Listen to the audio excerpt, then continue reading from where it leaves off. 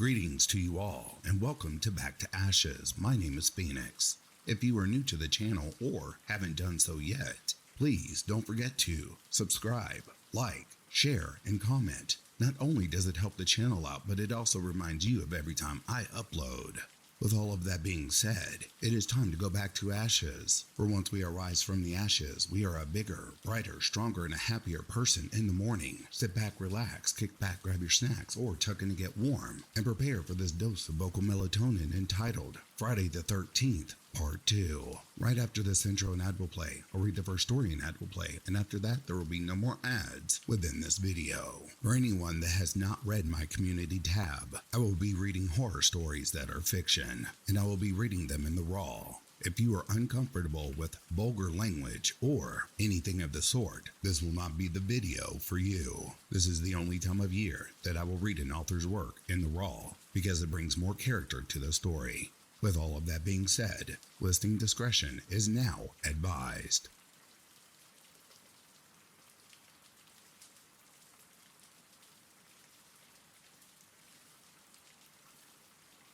As the rain poured down, the serial killer smiled, his face obscured by shadows, looking down at the negotiator and said, "But I do believe I'm killing the messenger for.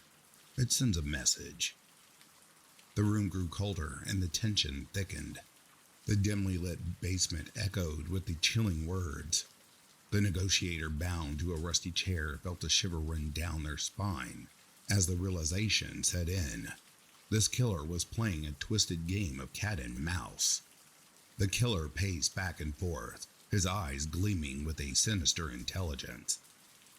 "You see, my dear negotiator," he continued, his voice dripping with malevolence, "I've always believed in the power of messages.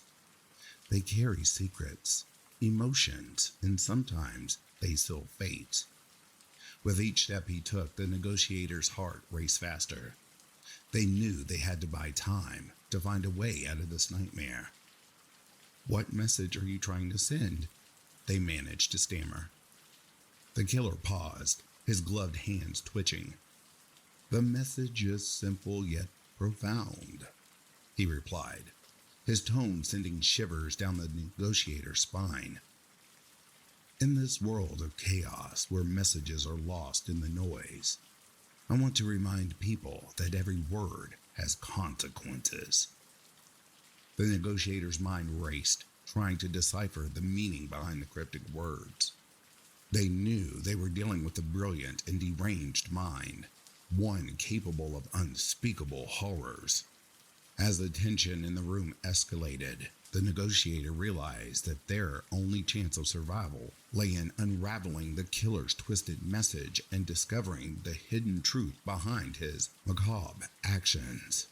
Desperation clawed at the negotiator's thoughts, but they couldn't afford to show weakness. They steadied their voice and asked, "What is the message you want people to understand?" The killer's smile widened, revealing a glint of madness in his eyes. "I want them to understand the fragility of life," he replied. "I want them to see that beneath the veneer of civilization, we are all just a step away from chaos, from losing ourselves to our darkest impulses." Every word from the killer deepened the abyss of dread in the room.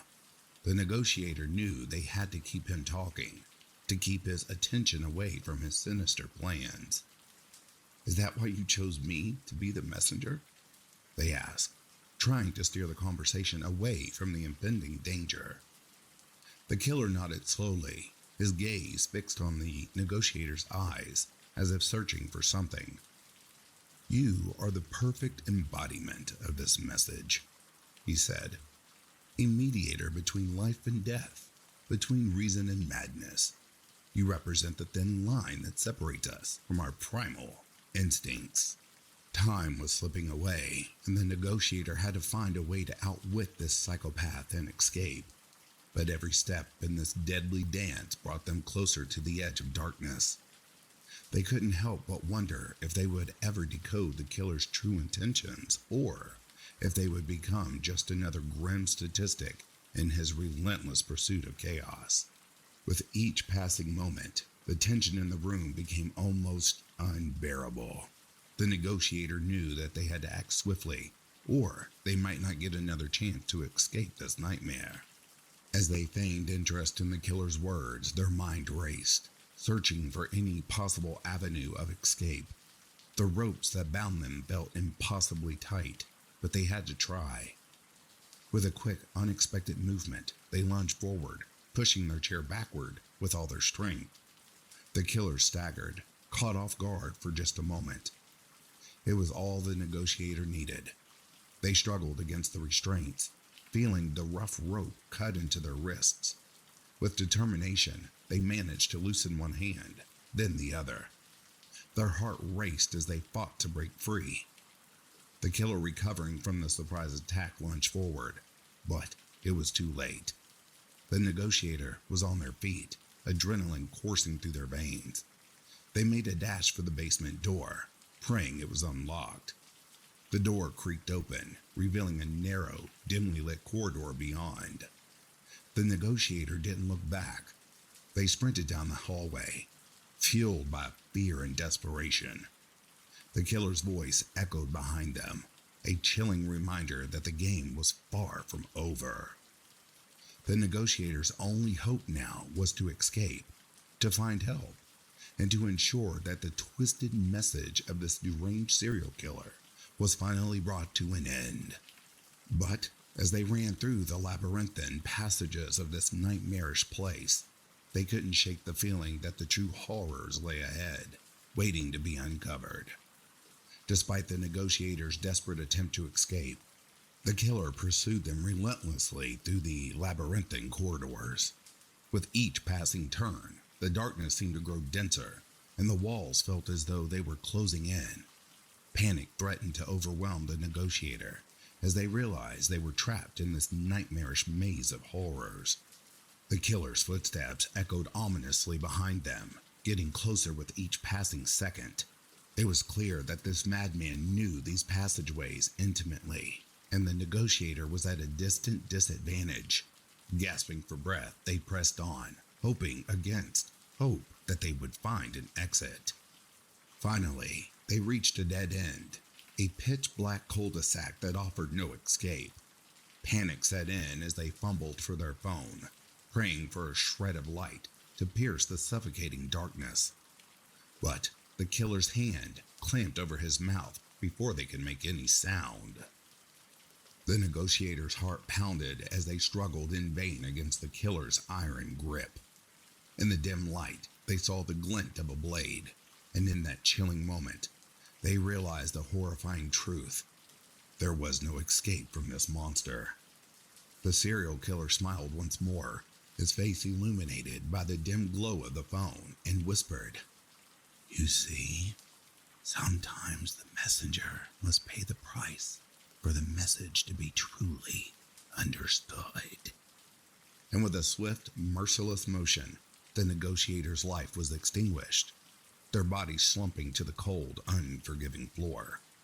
The killer's message of chaos and darkness lived on, and another chapter of their gruesome story was written in blood.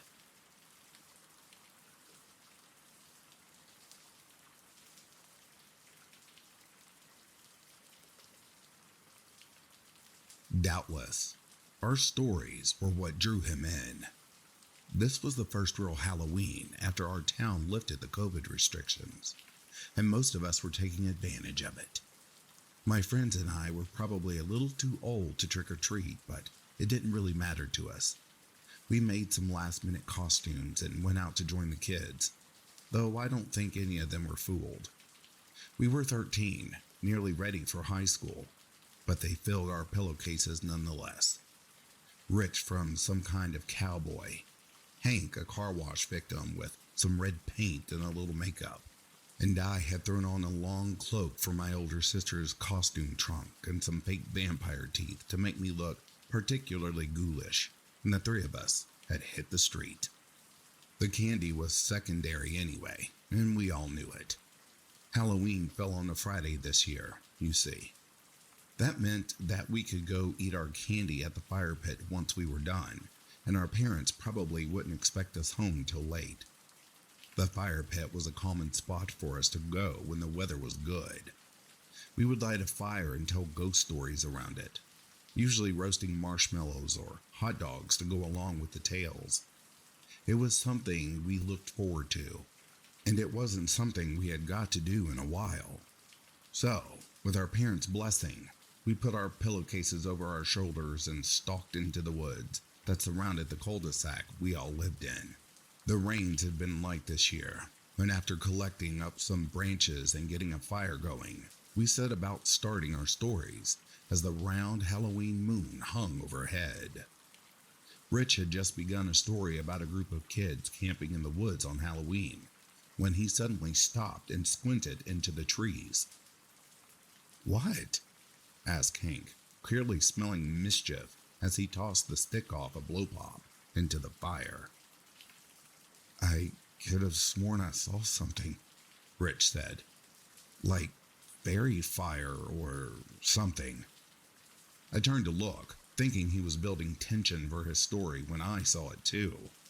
It was like dancing candles, the shapes bouncing and jouncing in the dark, and the closer it came, the easier it was to recognize. It was too cohesive to be fireflies, and too consistent to be anything but what it was. The closer it came, the more I could make out the familiar shapes of a jack-o'-lantern, though the realization did little to put me at ease. Unless it was being carried by a ghost, then someone had to be holding it, and the idea of some random person wandering in the woods at night was a little off-putting, all on its own. The owner of the pumpkin turned out to be an old tramp who smelled as if he had bathed in cheap liquor. He came swaying out of the woods, singing a slurry song as he came, and we all hunched a little, as we hoped he would pass us by. The call of the fire turned out to be a little too much for him, though, and I caught the last refrains of his song as he crunched into the clearing. "And Stinky Ray Jack was turned away, for nary heaven or hell did want 'em. But Satan led a friendly face, so a smile would go afore 'em." He sang out the last line as he came to the fire, plopping down on a log as if he had been left there for him. He was dressed in shabby cast-off clothes, the pants cuffs full of cockleburrs and the shirt covered in stains. His burnt orange hair had grown into his beard, and it was hard to see much of his face through the tangle. He set the jack-o'-lantern in his lap, the gourd having a handle through it, and nodded at the three of us as we stared mistrustfully at him. "A fine evening to ye all. Didn't mean to startle ye. I thought this fire might be unoccupied, but I see I was mistaken. You wouldn't mind sharing a tale or two with old Jackie now, would ya?" His accent was very thick, thicker than I'd ever heard in my whole life, and the three of us just stared at each other before shrugging. There didn't seem to be any harm in the old fella, and maybe he had a tale or two to tell as well. It was kind of novel to have someone else who might tell a story, and we told him he was welcome to listen if he wanted. I think, even then, I had started to put two and two together. Something about the song and the pumpkin he carried had scratched at something I hadn't thought about in a while. Rich continued his story about the three kids camping on Halloween, and how the mysterious whistler who tormented them had finally driven them crazy. Rich even whistled a little in a few parts, and we were all pretty spooked by the end. I cast a glance at our stowaway, but he was just sat placidly on his stump with his beetle-black eyes twinkling in the tangle of his beard, and his pumpkin winking in the slight breeze. "A fine story," he said across the fire at the rest of us. "Anyone else got a good tale? Nothing I like more on Halloween than a good yarn." Hank tossed the Jolly Rancher into his mouth, and around the slight lisp of the dissolving candy against his cheek, he told a story about a kid who hated jack-o'-lanterns. As Hank's story went on, I found my eyes glued to the old fella as his smiling eyes took a distinctly downward cast. He clutched his pumpkin tightly as Hank talked about how the boys had smashed them, all in the service of the Green Man, and he didn't seem to care for that much. I suddenly wondered how long he'd been toting that pumpkin, and whether it was an actual gourd or some kind of prop. His bearded face twitched when Hank mentioned the Green Man, and I began to wonder if it was a legend he was aware of. Rich did a little golf clap as Hank finished, but the old vag was still clutching at his pumpkin like we might try to steal it. "This Green Man, have you seen him around these parts?" Hank laughed. "Of course not, sir. It's just a story. Nobody really believes in the Green Man. He's just a legend we tell to scare each other."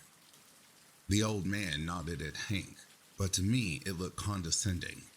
It was the same look that little kids gave you when you tried to tell them there was no Santa Claus. It was a look that said, "Sure, that's what you say, but we know better, don't we?" He loosened his grip on his gourd, turning to me as if to ask if I had a story for him too. I guess I do," I said. "Though it's not a very scary story." Rich said. "Then what kind of story is it? We all told spooky ones, so this one better be something awesome if it isn't scary." The old man was looking at me with interest, as if he knew exactly what I might tell and was excited to hear it. "It's an old story that my gran told me when I was little. She used to tell it to me while we were carving pumpkins, and it's supposed to be from the old times. It's about a man named Stingy Jack and how he is the reason for jack-o'-lanterns." Rich rolled his eyes, but one look at the old fella showed me that I had his undivided attention. It's also about how he tricked the devil not once but twice. That had his attention, and Rich leaned back as he looked over, nodding for me to continue. The old man was nodding too, and I smiled as I started my story. Stingy Jack was supposed to be one of the most skin-flint drunks in the village he lived in.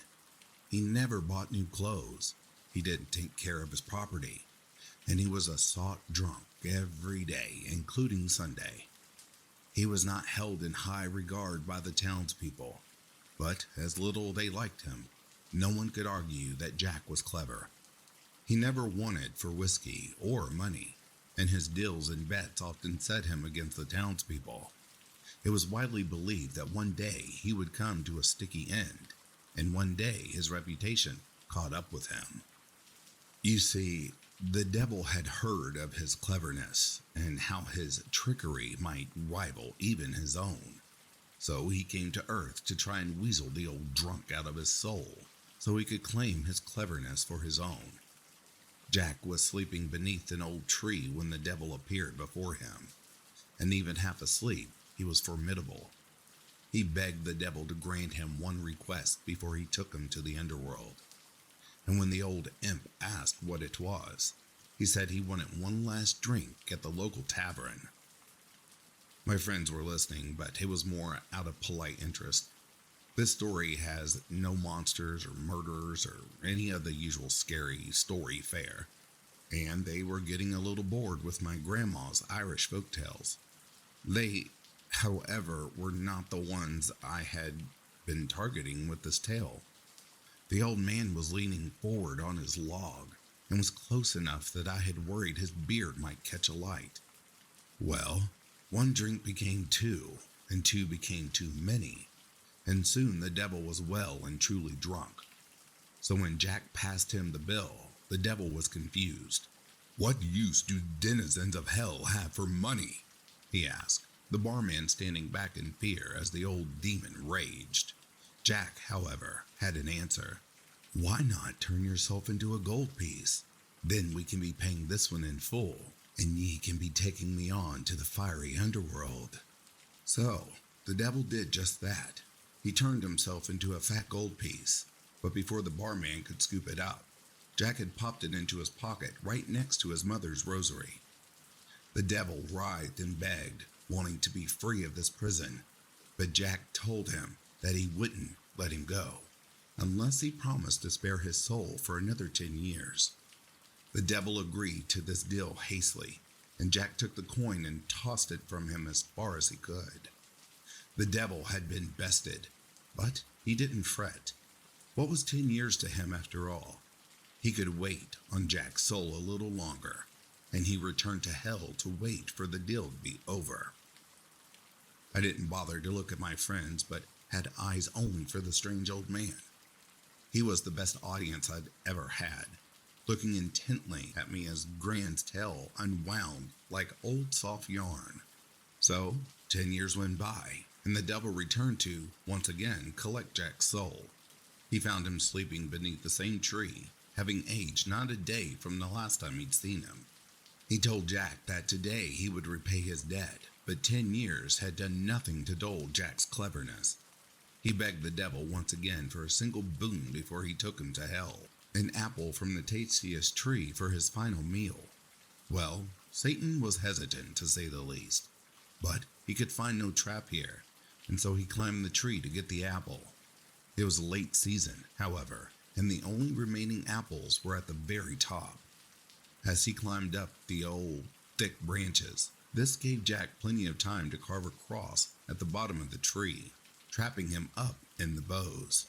The devil cursed and railed at the man, begged and pleaded, and finally offered him riches beyond measure. Jack, however, only wanted one thing.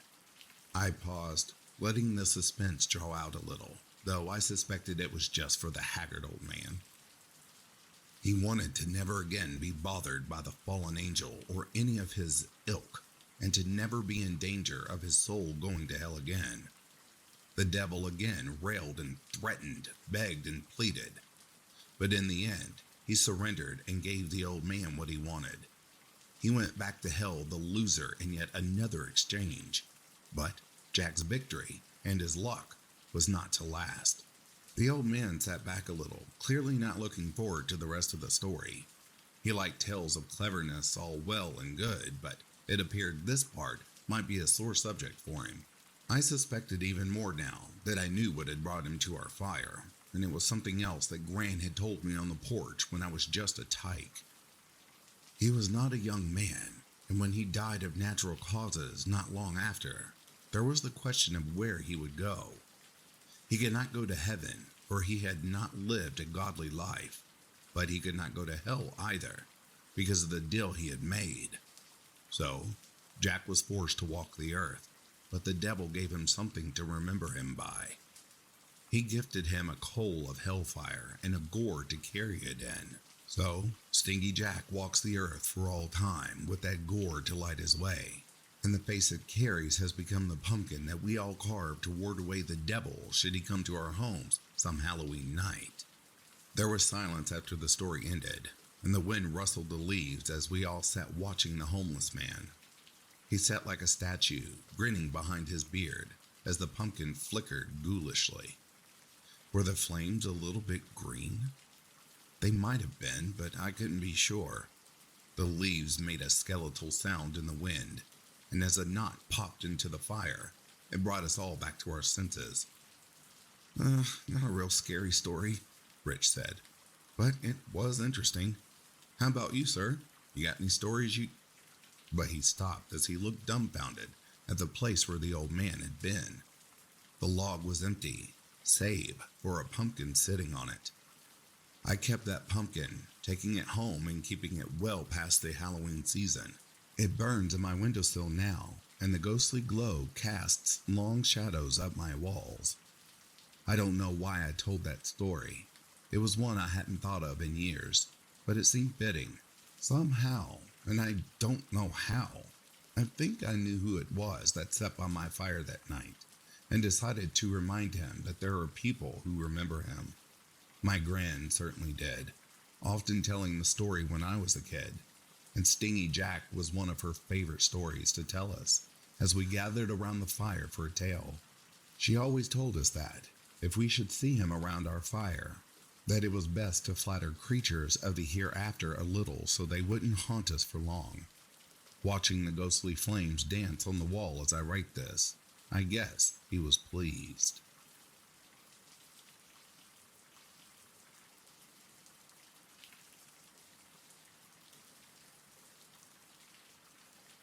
That wasn't so difficult, was it? Your wish has been granted, and you're now able to live as you see fit. Of course, this ritual has been of no small cost to myself, so I'll be leaving you this handy note to explain all of the new stipulations I've added to cover the cost and how to avoid them. Day rules. You should be safe enough during the day. None of the friends I borrowed from are brave enough to come out while the sun is on the horizon, so you should be fine. Rule number 1. Try to stay in groups of 3 or more. While they prefer to come out at night, that doesn't mean they can't come out during the day. Rule number 1A. Occasionally, anybody you know and are close with can become compromised. This isn't a major issue, but you do need to know how to deal with it. Look for any deformities that wouldn't necessarily be obvious at first glance, such as new jewelry or an eye color change. Rule number 1B. If you notice a friend has potentially been replaced, you need not worry. Simply separate that person as soon as reasonably possible and return home. They will not harm you in the presence of others, but staying near them will make it easier for them to track you. When you get home, lock all your doors and go to your room for the remainder of the day, and leave as little as possible. Rule number 2. Don't gamble or play any games that have the potential for gambling. It may remind them of what you've taken from them. Rule number 3. Stay cautious. Use common sense and be aware. These are the most common scenarios, but they aren't the only possible occurrences.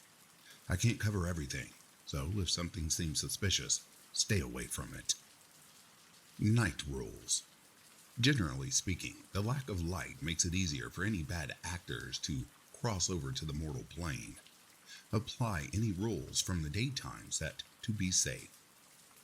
Rule number 1.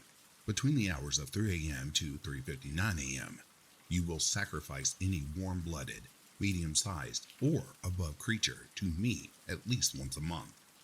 Although I wouldn't mind more. Replenishing my power after such a deal won't be easy, after all. Rule number 2. Starting at roughly 12 a.m. and ending at around 7 a.m., it is very important that you block off all entrances to the room that you are sleeping in. As such, it is recommended that you avoid rooms without doors. Rule number 3. Use a large weighted blanket when you sleep. Occasionally, a gust of wind may be sent through your room. The thing creating the wind is something that you really want to stay away from. Due to the limited connection to your world, without a direct line of sight, it is near impossible for it to notice you. Rule number 4. Ignore whispering that doesn't belong to you, especially if it mentions anything of an unpaid debt. They are searching for you, and even acknowledging the sound they make can be dangerous. Rule number 5. Nobody should ever appear at your house at any time, for any reason, asking for me by name. If this does happen, it doesn't particularly matter if you open the door or not. You do not have long to act. Lock everything in your house that can be locked. This should clearly signal that they are not invited or welcomed. Now pray that they accept your rude dismissal. Rule number 6. Keep all religious paraphernalia out of your house. I like to watch you struggle. Oh, admittedly, I did use outside forces to gain the power to grant you the wish. And admittedly, I wasn't necessarily given permission to use said power. But what did you expect? You made a deal with a demon. I do need to pay off my debt, unfortunately, and your soul is the easiest way. I now own it, as discussed, and the minute you pass, I am in the clear. Make no mistake, I only created this list out of obligation. You will die, and you will die soon. And when you do, I will be there to claim my prize.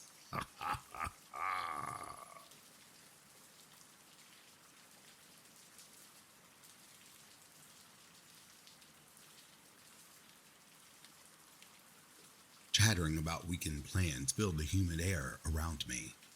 A boat trip down the local national park, practice for a big football game, a date with their big crush. The list just keeps on expanding. People leaning over their backrests and across the aisle in between the bus seats. All in all, an almost comedically lighthearted atmosphere. Well, for everyone else. I sat there with my eyes glued to the window, pretending to listen to my boyfriend, getting all excited about the new game he was going to play. After we got home today. Just one more block and I would be able to see it. Not unlike an addict seeing their dealer sell them their next dose. I gasped as the object of my obsession forced its way into my field of view. House number 04 on Holloway Row. A normal house every way you looked at it. With its 2 stories, an open window with flowers on the windowsill, haloed by long, orderly strands of ivy, a neat-kept lawn, and a pathway so straight you might feel insecure. One couldn't be blamed if they felt suffocated by number 04's aggressive normalcy. That is, except one very problematic detail.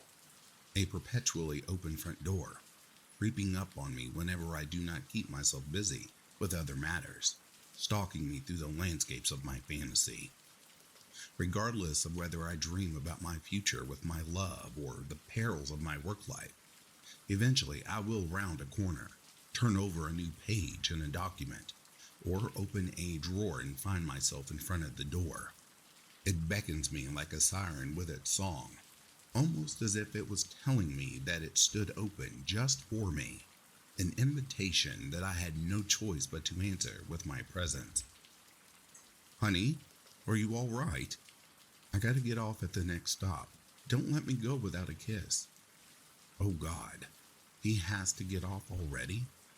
Considering the distance between 04 and his stop, I might have lost 20 minutes, rambling to myself again. Feeling bad, I gave him a long and intense kiss and told him to swing by mine tomorrow. The time between getting home and the approach of nightfall, when I would make my move, felt excruciatingly sluggish, as if the minutes had to wade through molasses to make their way around the clock. In the end, I managed to fill my time with preparations for my mission, and before I knew it, I was standing at the beginning of the pathway without any bends. My goal was finally in front of me, with all that separated us being a step forward into the dimly lit hallway. I've spent a lot of time mulling over how I feel when it finally happened, a part of me hoping that it would just turn out to be a silly boogeyman my mind had just made up. I wished it was that way, that I could have just turned and walked away. 04 shattered every expectation I could have ever formed in my tiny obsessive brain. The vortex of temptation and terrified curiosity that had been keeping me fixated on coming here was replaced by a hypnotic sensation. At that very moment, when I was confronted by this gateway into my very own abyss, all my desires, wishes, and dreams about my future were hunted down and vored by the pressing need to enter. This was laughable. I must have been standing there for God knows how long. I finally gathered my courage and stepped forward. Immediately, I was taken aback by a change in the air. No longer was I surrounded by the chilly summer night. No, almost as if I walked into a cloud of perfume. The air became more dense and heavy. The hallway itself was about 12 feet long, with a coat hanger above a small table on the left, and a mirror on the right. Turning toward the clothing, I noticed quickly that not 2 of these pieces could belong to the same person. Sizes mixed and matched, completely different styles. The dust layers on them get thicker the closer you got to the wall. Underneath on the small table was a bowl with an impressive assortment of keys. Deciding that it was time to leave the floor behind me, The singular door was my only option, suddenly ajar and underlined by a halo of warm light. Cautiously, with my ear pressed against the door, I began pushing it open using the tips of my fingers. The living area that I entered sent every alarm bell in me into a red alert. My eyes first made their way to a large dinner table, and the plates were upside down. Next, a sofa right behind the dining table, facing toward a TV and shelf. The shelf, however, was not only empty, but pushed halfway in front of the TV. Whatever lived here tried its absolute hardest to make it look like a human dwelled within these walls, but didn't quite get it right. "Hello, dear visitor. How nice of you to come by just when dinner is ready." I spun around while falling backward at the same time. The floor knocked the wind clean out of me, but that didn't matter at that moment. All to get away from that voice without any form of intonation or rhythm to its speech. Just like the living area, every bit of that sentence was uttered with the intent of sounding human, but it failed at the last step. Like a milkman falling on the porch in front of a home, shattering the bottles seconds before they could be delivered. Oh, so close to success, yet impossibly far away at the same time. With my back to the now closed door, I raised my gaze at the perceived threat. A woman, small in her stature, doll-like in her appearance. Her skin was spotless, not a single crease or beauty mark dared disturb its perfection. Her smile was way too wide to be acceptable, her dress neat and creaseless. Oh God, and her eyes, looking at, yet straight past me, devoid of any shimmer, dead like glass pearls. It probably noticed that its disguise did not do the trick, so it walked over to the light switch and flipped it. Panicking and still out of breath, I scrambled to my feet, trying to regain control over my hands enough so that opening the door was not an impossible task anymore. Meanwhile, the dark room was filled with the sound of tearing skin. Soggy, slapping echo through the void, creating a gut-wrenching melody as whatever it was climbed out of its faulty disguise. Finally, the door gave way and I stumbled into the hallway. Just that it wasn't 12 feet long anymore. What was a dimly but still lit short stretch before seemed like a dark void now. Out of other options, I booked it towards the speck of light that shimmered far off into the distance. Tremors caused by huge feet filled the space behind me as they kept gaining distance from me. Enclosed by the walls in darkness, I no longer felt like I was in a house getting chased by a monster, but more akin to a fool stuck in a train tunnel at the wrong time with inevitable death right behind me in the form of a cold steel giant. With a final desperate jump, I hit the gravel ground in front of the door. Only moving inches at a time, I dragged myself away from 04's voracious maw, not paying any attention to my nails breaking and splitting. My skin gave way to rough stones and dirt filled my mouth, but my fear did not allow me to stop. Feeling like I was far enough away after what felt like an eternity of slithering on the ground, I felt like a piece of raw meat. I needed to see how far away I was. Mustering my last bit of strength, I risked a look over my shoulder and saw the house's closed door not even 3 feet behind me. The distance I covered was less than a foot. Hope took my last bit of energy with it when it left my body. I passed out then and there.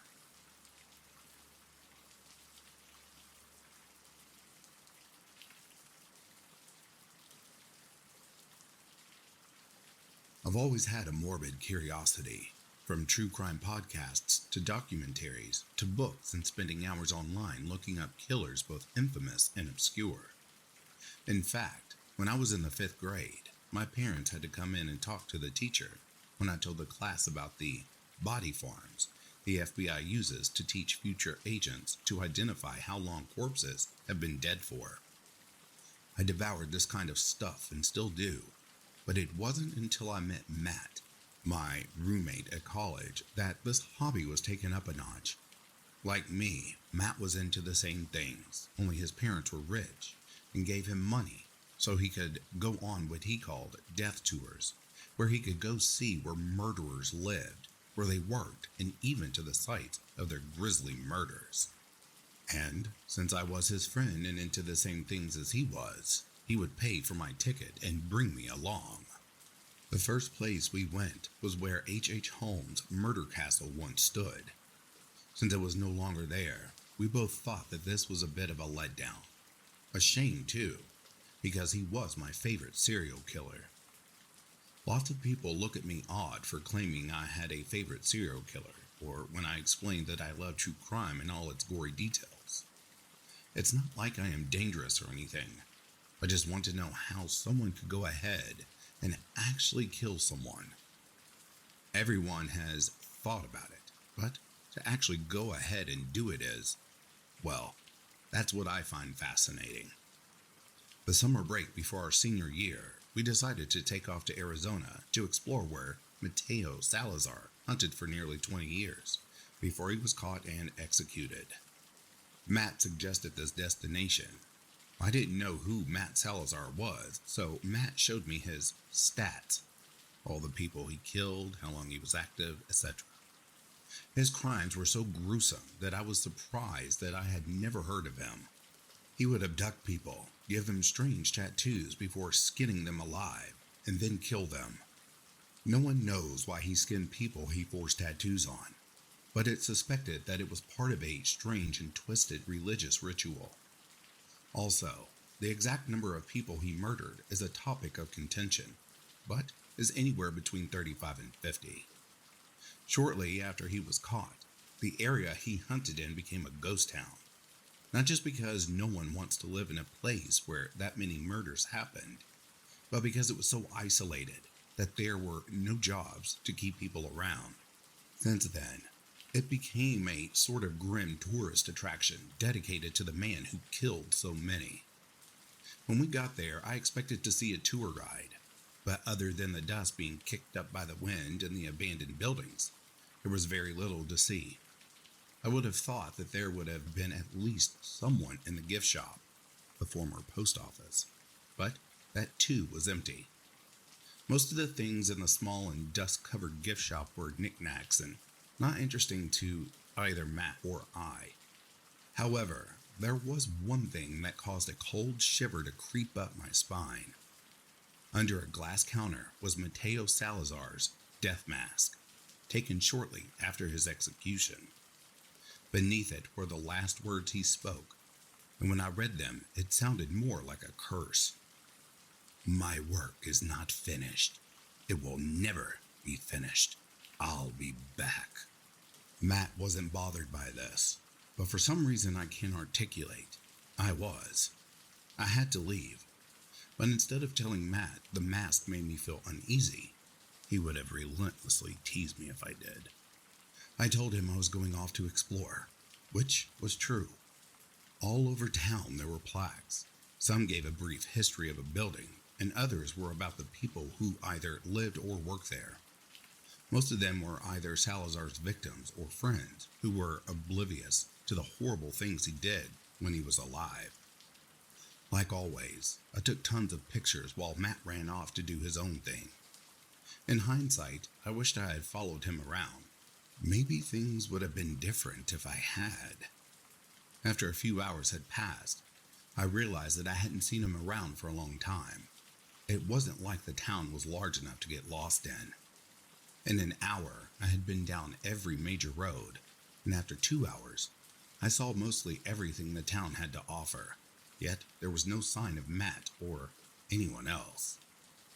I wondered if this was one of his tricks, like he was going to jump out and try to scare me or something. If you knew Matt, you should know that this wouldn't have been a surprise. However, if he was going to jump out and scare me, he was displaying an uncharacteristically amount of patience, because I hadn't seen any sign of him since leaving the gift shop. I called out to Matt after seeing all I could in that ghost town, but there was no reply. It's hard to explain how it felt having an entire town to myself. The best word I can come up with is eerie, but that still falls short. Thankfully, Matt didn't jump out to scare me, but the look on his face hinted that he did something he shouldn't have done. But I was too tired and cranky from walking all day to ask him about it. Driving back to the hotel, Matt asked me what I thought of the town, and I told him that I was sort of let down by it. I was hoping that there was more to see, at least a tour guide that could have told us what the internet couldn't.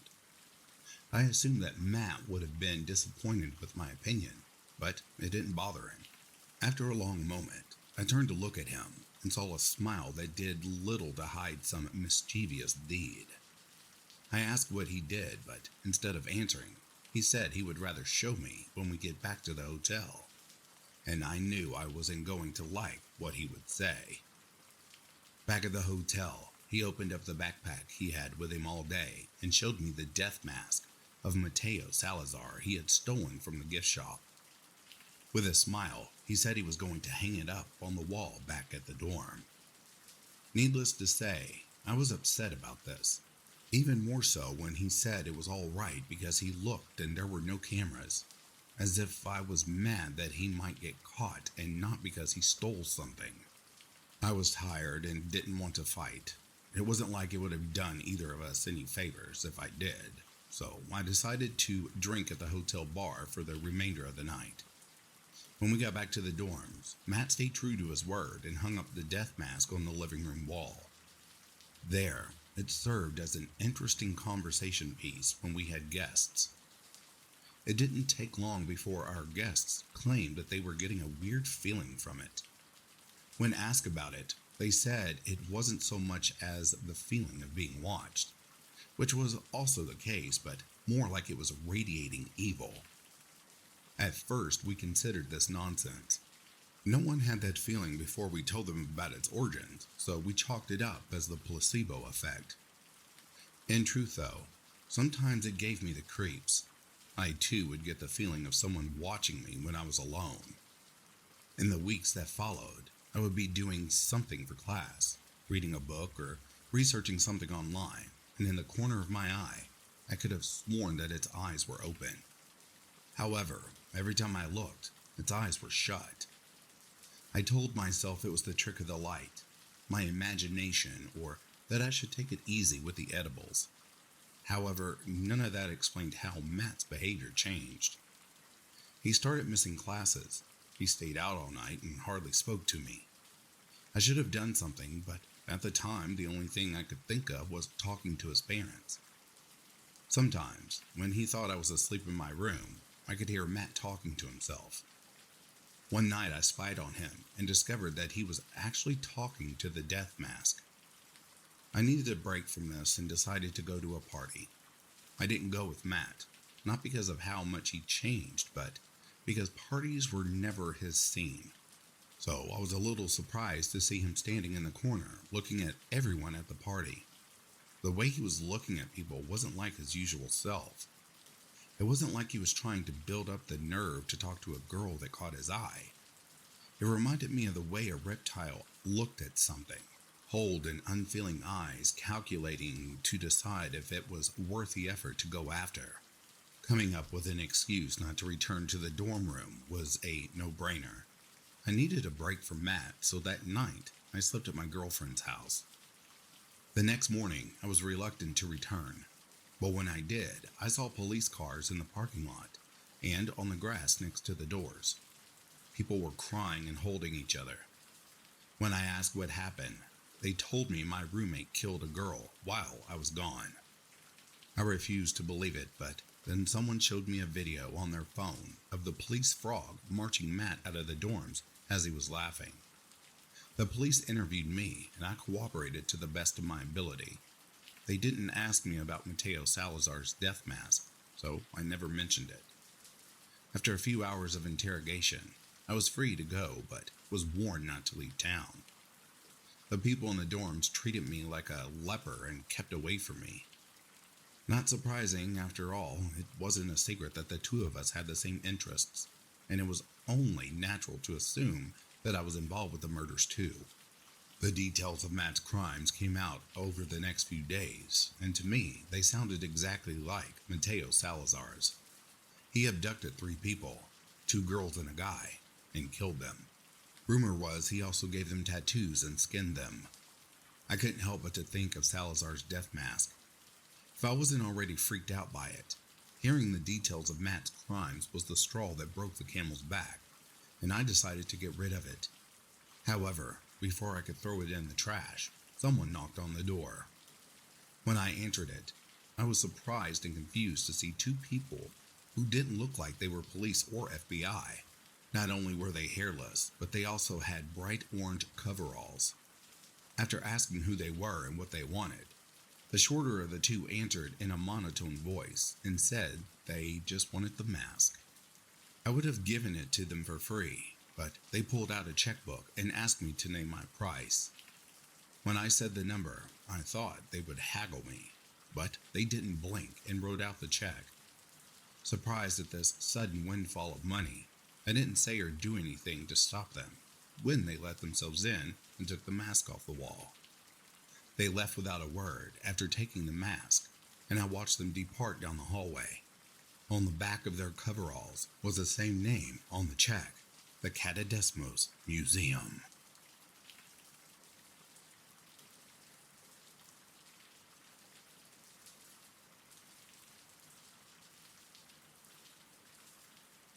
I quickly woke up. A pool of sweat formed in my pillow. I needed to go to the bathroom, and quick. I got up and reached over to my left, grabbing my blue crescent moon-shaped nightlight. I flipped the old plastic switch. Nothing. I flipped it again, hoping that it would light up with its usual dim illumination. I flipped it again and again, fiddling with it until I could muster up the courage to get out of my bed. I sighed, knowing that this would be a huge pain. Getting out of bed, I rested my feet on the old, dusty wooden floorboards that made a horrible screeching, creaking sound whenever I took a step. I took a step forward, reaching out with my hands like a zombie to see if anything was in my way. I took a step forward every 5 seconds. I didn't want to fall. However, it wasn't like I wanted to take my time. I had extreme nyctophobia and felt like my heart was about to jump right off my chest. I slowly reached to my door, where I slowly opened it, making as little noise as possible. 1 step forward at a time, I managed to make it to the stairs.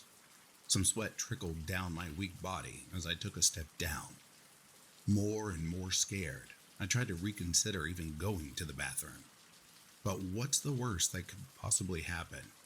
It's not like the dark is going to lunge towards me and kill me. Could it? I shook my head and continued my journey down. The house I had lived in was old but cheap, which meant that my family couldn't pass up the offer. I had heard rumors about somebody that disappeared in the house, but I never really believed them.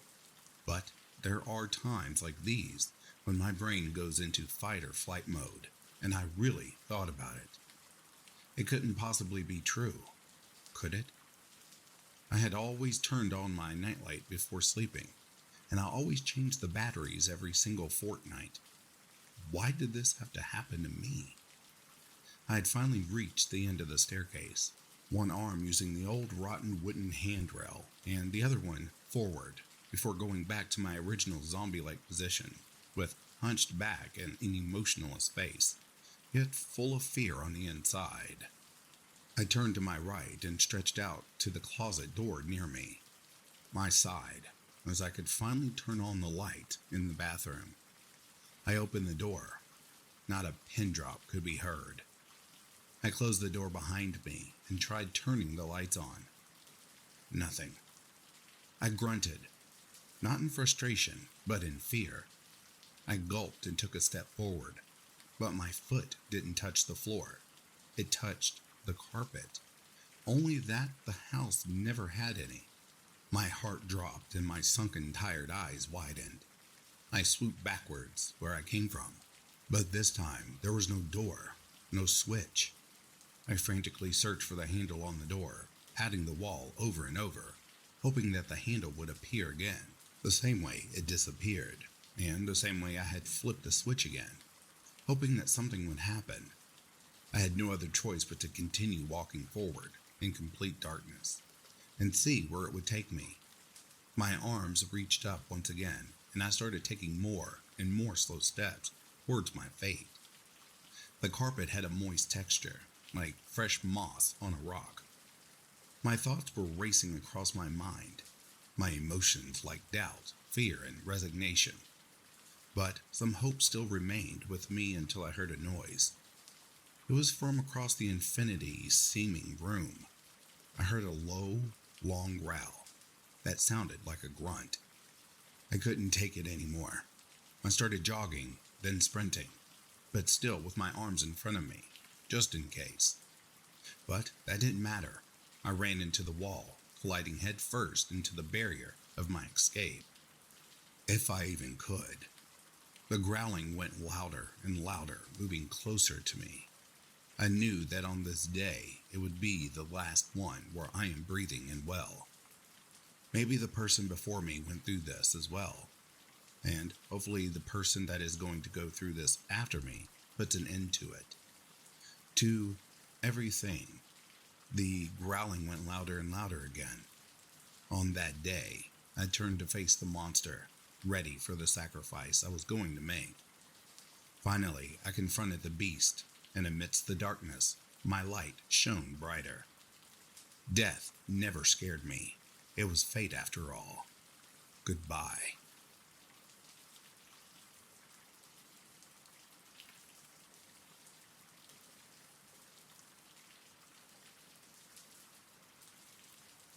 Being deep in the woods all alone was no place for a child. But alas, little Red had found herself lost, with night quickly approaching. Red knew of the things that wandered among the trees after the moon came out to play. Her grandmother had told her all the stories about the things that go bump in the woods, things that snatch wandering children. A lot of kids go missing in those woods, her grandmother would always say. Her eyes desperately darted the rows and rows of similar-looking trees, only disorienting herself even more. Very soon, she wouldn't be able to see anything at all. I should have listened to my grandma. The thought of being in the woods when darkness came terrified her. She had no light source, and no means of starting a fire. She was starting to shiver from the cold breeze, working its way through the trees, with an almost howling sound that, to Little Red's ears, was like the wails of the damned. It left her feeling more anxious than before. Am I ever going to see Grandma again? She dropped to the floor and broke down into tears. I'm going to die in these woods. It wasn't long before the darkness came, enveloping the woods in a shadowy veil, taking both her sight and sense of safety. A slight trickle of rain had started to fall. Red looked up to see dark clouds looming above, promising a downpour. She pulled her crimson hood up over her head and curled up under a tree, feeling defeated. It's funny how the woods seem to take on a creepier atmosphere at night. Every slight crunch of leaves causing her to jump from her skin, or the bone-chilling howl of a wolf somewhere far off. She hoped. In the distance. Just as Red found herself about to doze off, she heard something. Not an animal, but a voice. That sounded like Grandma. She stood up and listened more closely. The voice, which was unmistakably that of her beloved Grandma, still called out from the darkness. Little Red, where are you? I'm over here, Grandma. Red shouted as loud as her lungs would allow. Suddenly, everything went quiet. Too quiet. No owls hooting or insects creaking. The rain had even stopped abruptly. The only sound was that of something big moving through the trees. Heavy footsteps pounding the ground, vibrating the earth beneath her feet. Each step seeming much closer than the last. Grandma? She whimpered. No, not Grandma. Only darkness. The trees began to part, opening up to reveal a monstrosity of incomprehensible proportions. A giant shadowy being with many small outreaching arms that desperately flailed from the void of its abdomen. Red was frozen with fear. She knew that they were the arms of children. She knew because she could hear their muffled cries for help. The abomination spoke once again in her grandmother's voice. A lot of kids go missing in the woods.